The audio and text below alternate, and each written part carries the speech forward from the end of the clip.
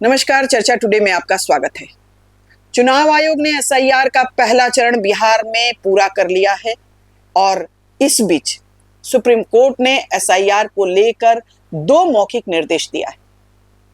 क्या है ये निर्देश? पक्ष के लिए है या विपक्ष के लिए? किसके हितों के अनुकूल? आज हमारी चर्चा इसी पर केंद्रित है। हमारे साथ हैं वरिष्ठ पत्रकार खालिद रशीद जी, जो एसआईआर को लेकर ताजा अपडेट हमको देंगे। खालिद जी, आपका स्वागत है। धन्यवाद आपका। तो अपडेट इस मामले में यही है सुनीता जी कि सुप्रीम कोर्ट ने ओरल एक तरह से फैसला दिया है, मौखिक रूप से 2 सुनवाई के दौरान। एक तो आयोग के पक्ष में जा रहा है और दूसरा जो पिटिशनर्स हैं, याचिकाकर्ता हैं, उनके पक्ष में जा रहा है। वो पिटिशनर्स जिन्होंने इस अभियान पर रोक लगाने की मांग की थी कि इसको वापस लिया जाए, ये बेकार का काम है। तो कोर्ट ने पहला तो ये कहा कि भाई जो प्रोसेस चल रहा है उस पर हम रोक नहीं लगाएंगे। ड्राफ्ट जो है ना, मतदाता सूची का जो ड्राफ्ट जारी होने वाला है 1 अगस्त को, उस पे रोक नहीं लगेगी। यानी चुनाव आयोग वो प्रोसेस को आगे बढ़ा सकता है।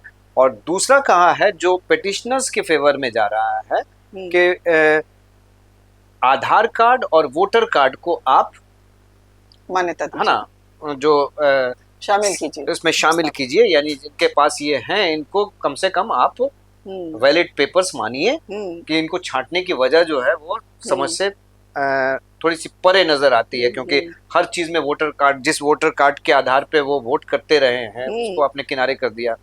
जिस आधार कार्ड के आधार पे लोगों को जो मतलब योजनाएं हैं उनका लाभ मिल रहा है और हर तरह की जो काम में आधार कार्ड का इस्तेमाल कर रहा है उसको भी आपने किनारे कर दिया है। तो इसको इसमें रखिए, है ना। अब इस पे सुनवाई होगी और इसका डेट तय होगा और सुनवाई होगी। तो जस्टिस सूर्यकांत और जस्टिस बागची की जो पीठ है उसने ये डिसीजन दिया है। तो दोनों के पक्ष में ये जाता हुआ दिख रहा है, ठीक है। अब अंतिम तौर पे क्या फैसला आता है, ये इस पे तो नजर बनी रहेगी, लेकिन अभी का जो फैसला है वो यही है ना। अब इस पे डेट देने के बाद सुनवाई आगे बढ़ेगी। दोनों पक्ष के जो वकील हैं वो अपना अपना पक्ष रखेंगे, अपनी अपनी दलीलें रखेंगे। तो किसकी दलील भारी पड़ती है ये देखने वाली बात होगी। लेकिन अभी तक जो मुझे लगता है कि इस प्रोसेस पे तो रोक अब लगने नहीं जा रही है ना। प्रोसेस चलता रहेगा और आयोग ने टाइम टू टाइम ये इंडिकेशन भी दिया है कि सुप्रीम कोर्ट के जो डायरेक्टिव्स हैं उसके अकॉर्डिंगली ये चीज चल रही है। जैसे आज की जो सुनवाई हुई उस दौरान ये कोर्ट को कहा गया आयोग की तरफ से कि भाई देखिए, जहां तक वोटर कार्ड की बात है तो छपा छपाया है, जो फॉर्म हम लोग दे रहे हैं तो एपिक नंबर वो सारा चीज है ही है उसमें, कोई उसमें मुश्किल की बात नहीं है। एक तरह से उसको एक्सेप्टेंस देने का इंडिकेशन दे दिया, आयोग ने दे दिया है ना, जो अपनी इसमें। और दूसरा ये है कि आधार कार्ड जो है, तो उस फॉर्म में जो गणना प्रपत्र भरा गया है उसमें जो कॉलम है उसमें आधार कार्ड भी उसका नंबर डालने का कॉलम बना हुआ है। हालांकि वो वैकल्पिक है, ऑप्शनल है, लेकिन उसमें भी कहा कि भाई कोर्ट के अनुसार जो है ये तो व्यवस्था पहले से है, लेकिन हम लोग जो ये काम कर रहे हैं वो असली ये देख रहे हैं कि भाई जो अपात्र मतदाता हैं वो इस प्रोसेस से बाहर।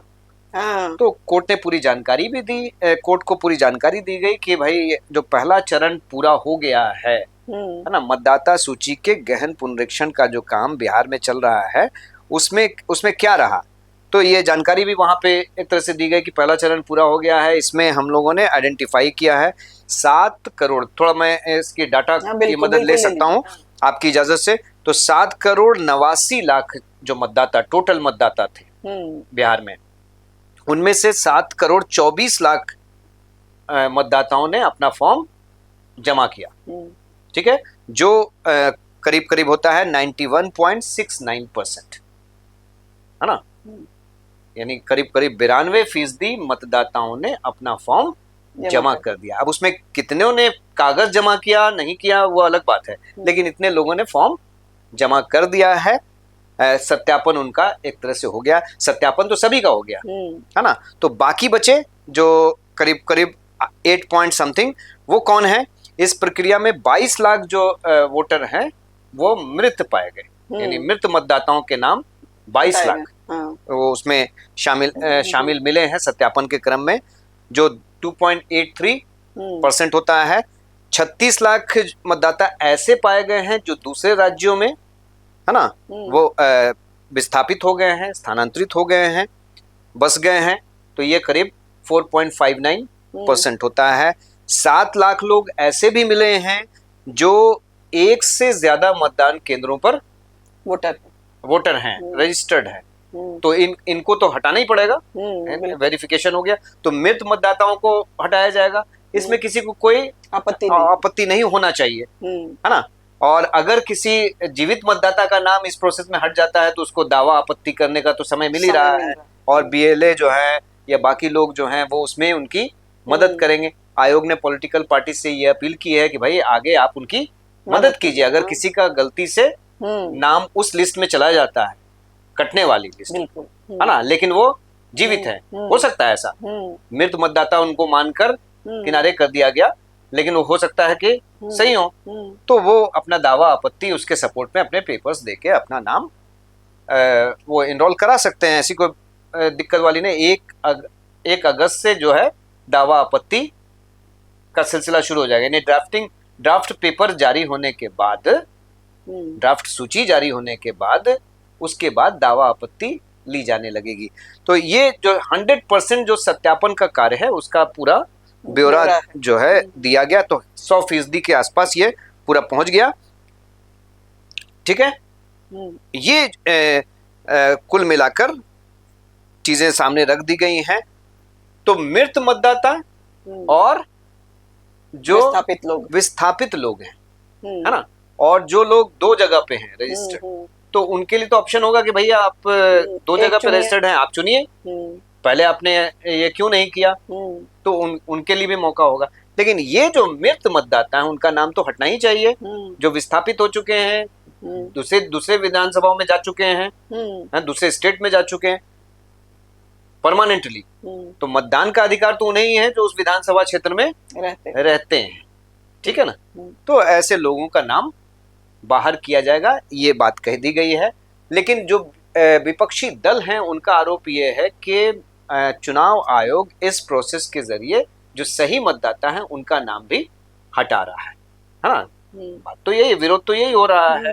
इसको लेकर विधानसभा में कितना हंगामा हुआ, इसको लेकर जो हंगामा है वो संसद में भी जारी है। हालांकि संसद में बहस सिंदूर पे हो रही है, लेकिन जब उसकी शुरुआत हुई, ऑपरेशन सिंदूर पे बहस की जा रही है, वहाँ चर्चा हो रही है, लेकिन जब उसकी शुरुआत हुई तो सुबह सुबह हंगामा SIR को लेकर हुआ। कोर्ट में ये मामला चल रहा है, तो विपक्षी दलों को भी कम से कम इंतजार करना चाहिए कि कोर्ट इस पे क्या निर्णय लेता है ना। तो आज का जो ये सुनवाई वाला प्रकरण है उसमें एक बात तो स्थापित हो गई कि पिछले फैसले में, पिछले सुनवाई के दौरान कोर्ट ने कहा था कि 3 जो चीजें हैं, वोटर कार्ड, आधार कार्ड और राशन कार्ड, इन तीनों को भी दस्तावेजों में शामिल किया जाए, वैलिड दस्तावेजों में शामिल किया जाए। तो उसमें से 2 जो है आज फिर से रिपीट हुआ है, यानी आधार कार्ड और वोटर कार्ड, इनको मान्यता आयोग, मुझे लगता है कि आयोग को देना चाहिए, क्योंकि बार बार इस पे इंडिकेशन आ रहा है। राशन कार्ड को आज उसमें शामिल नहीं किया गया है, तो राशन कार्ड के वैलिड पेपर्स में हमको नहीं लगता है कि वो शामिल किया जाएगा। और प्रोसेस में बहुत सारी बातें हुई सुनवाई के दौरान। ये भी जो आयोग के वकील हैं उन्होंने कहा कि फर्जी बनाया जा सकता है, आधार कार्ड फर्जी बनाया जा सकता है, वोटर कार्ड फर्जी बनाया जा सकता है, कुछ भी बनाया जा सकता है। तो यही इस देश में न्यायाधीश ने भी यही कमेंट किया कि भाई फर्जी तो कोई भी पेपर बनाया जा सकता है। बिल्कुल। तो और फर्जी बनाने की बात हो रही, तो एक इंटरेस्टिंग प्रकरण है कि बिहार में जो है कुत्ते का भी आवासीय प्रमाण पत्र बन गया है। बताइए, ये बहुत ही इंटरेस्टिंग है और ये स्थापित है देखिए है ना, इसमें पूरी पूरी जांच पड़ताल के बाद और उस पे वो पोर्टल पे मौजूद है। उसी तरह से उसमें डॉगी का पिक्चर भी है। अब पता नहीं सोकर बनाते हैं अधिकारी या कौन बनाते हैं, उसमें नाम जो है वो भी इंटरेस्टिंग है। हाँ, है ना, कुत्ता कुमार, पिता का नाम कुत्ता बाबू, है ना। तो ये हास्यास्पद है अपने आप में।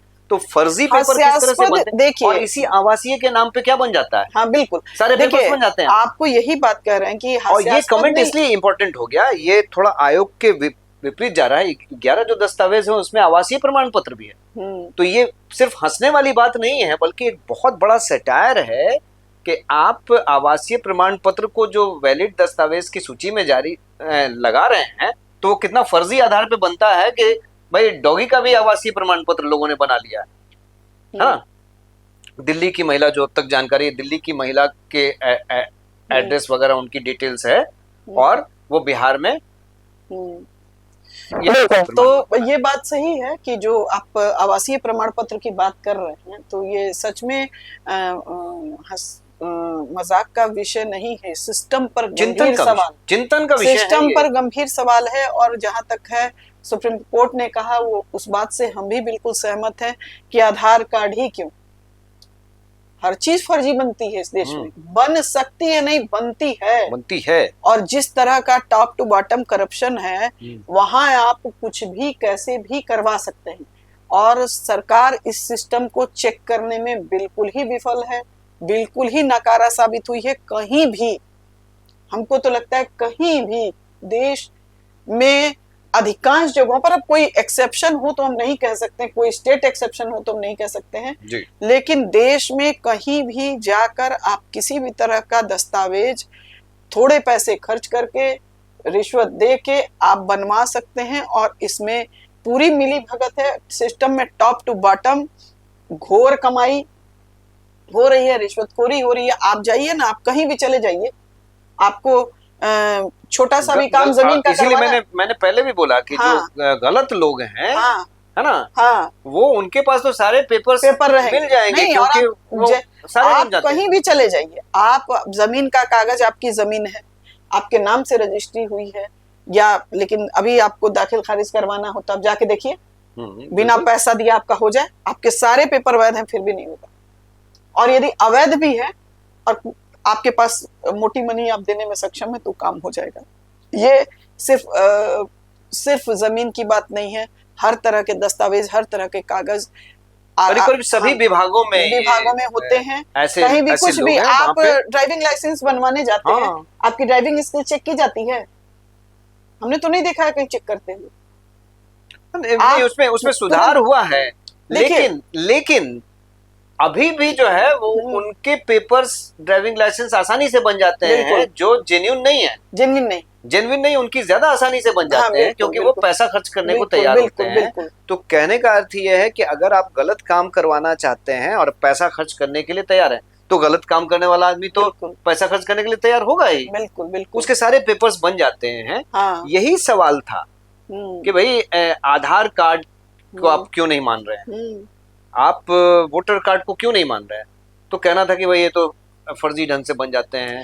लेकिन उदाहरण भी दिया गया कि कई इलाकों का ये डिटेल्स आया कि कुल मिला के जो शक और शुबहा था, वो ऑलमोस्ट हमको लगता है शार्ट आउट हुआ है। यदि अब उसमें कुछ गड़बड़ियां पाई गई हैं, तो यहाँ पॉलिटिकल जो राजनीतिक दल है, उनकी जिम्मेदारी है कि माइन्यूटली अपने जो भी उनके बीएलए हैं, या जो बूथ एजेंट हैं, बूथ मैनेजर हैं, इलाके के जो देखने वाले हैं, उनको ध्यान देने के लिए कहें कि अपने अपने क्षेत्र में ध्यान दें कि गलत नाम तो नहीं कट गया है।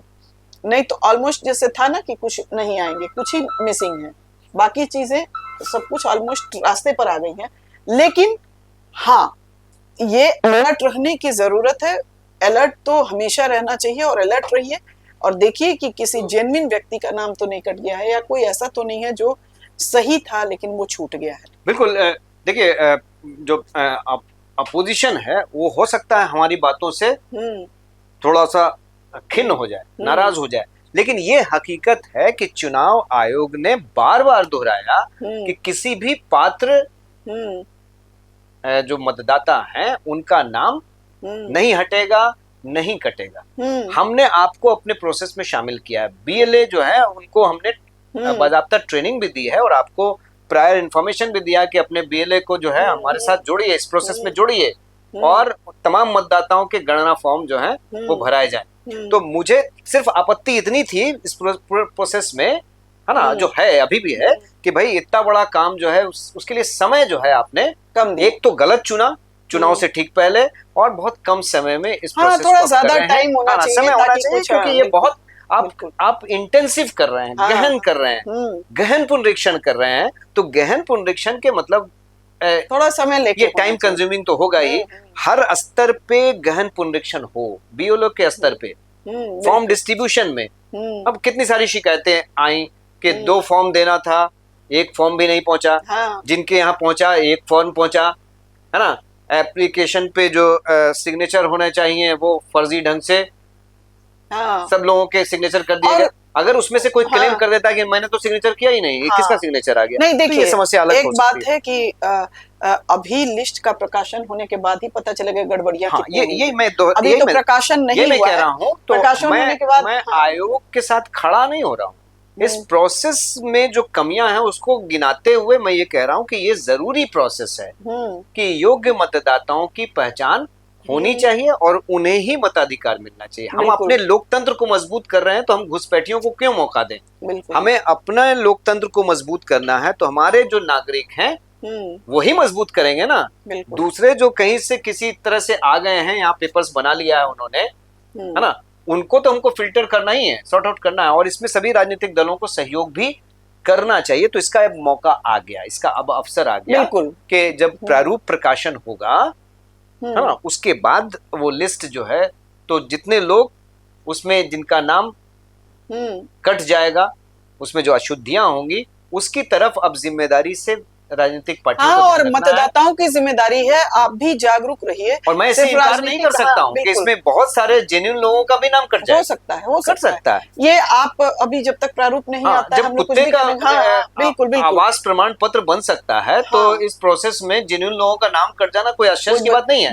लेकिन हाँ, आयोग को भी ये जिम्मेदारी लेनी होगी, लेकिन सिर्फ आयोग को नहीं, राजनीतिक दलों को, सभी राजनीतिक दलों को जो इस पे नुक्ताचीनी कर रहे हैं, इसका विरोध कर रहे हैं, उनको भी अब जिम्मेदारी निभानी होगी कि अब प्रारूप प्रकाशन हो जाएगा तो 1 महीने का जो समय मिलेगा, उसमें दावा आपत्ति जो है करने में सबकी मदद करें, क्योंकि सबको, मतदाताओं को मदद की जरूरत है। सब पढ़े लिखे नहीं हैं, सब पूरी तरह से साक्षर भी नहीं है। पढ़े लिखे तो छोड़िए, बहुत सारे जो मतदाता हैं, अधिसंख्य मतदाता, वो साक्षर भी नहीं है हमारे यहाँ। अधिसंख्य नहीं कह सकते हैं, थोड़ा ज्यादा हो जाएगा, क्योंकि साक्षरता दर कम है, कहीं कहीं थोड़ा कम कर दें ग्रामीण एरिया, लेकिन जो अंगूठा छाप है उनकी संख्या कोई हजारों में तो नहीं है, करोड़ों में है उनकी संख्या। जो गांव के ग्रामीण हैं वोटर तो वो भी हैं, है ना, ग्रामीण महिलाएं, ग्रामीण पुरुष, बहुत सारे, है ना। मैं उनको समझदार तो मानता हूँ, लेकिन हाँ, ये जो सिग्नेचर करने की जो सलाहियत होती है या पढ़ने लिखने की जो सलाहियत है, इसमें तो वो पीछे हैं ही। बिल्कुल। तो नहीं, वही ये तो हकीकत है और इसको आयोग को भी समझना होगा। तो अब सारी जिम्मेदारियां जो हैं उन पे आती हैं कि किसी योग्य आदमी का नाम ना कटे। अगर बीएलओ के स्तर पे, बीएलए के स्तर पे, ईआरओ के स्तर पे, ईआरओ को भी बहुत असीमित अधिकार दे दिए गए हैं इस प्रोसेस में। इस स्तर पे जो गड़बड़ियां हुई हैं और प्रारूप में जो दिखेंगी, उनको ठीक करने की जिम्मेदारी अब सबकी है। उसको ठीक करें ताकि कोई भी योग्य मतदाता छूटने ना पाए। यही कोर्ट का भी कहना, देखिए, न्यायालय का भी यही कहना। आयोग भी जो है एक सेंट्रल बॉडी है और उसके अधीन जो कार्य करने वाले हैं वही लोग हैं जो इस सिस्टम के हिस्सा, पार्ट हैं। और ये सिस्टम कैसा है, इस पर अभी हम लोग चर्चा कर ही रहे थे। गड़बड़ियां हो सकती हैं, त्रुटियां हो सकती हैं, तो जो खालिद जी ने कहा बिल्कुल सही है। बाकी राजनीतिक दल भी रहे, और लेकिन एक मतदाता होने के नाते आप भी जागरूक रहिए कि आपका नाम ना छूटने पाए। यदि छूटा है तो उसके लिए शिकायत कीजिए, जाइए और अपना नाम जुड़वाने के लिए प्रयास शुरू कीजिए। दर्शकों, हमारा ये कार्यक्रम कैसा लगा जरूर बताएं। हमारे चैनल को लाइक करें, सब्सक्राइब करें और शेयर करें। नमस्कार।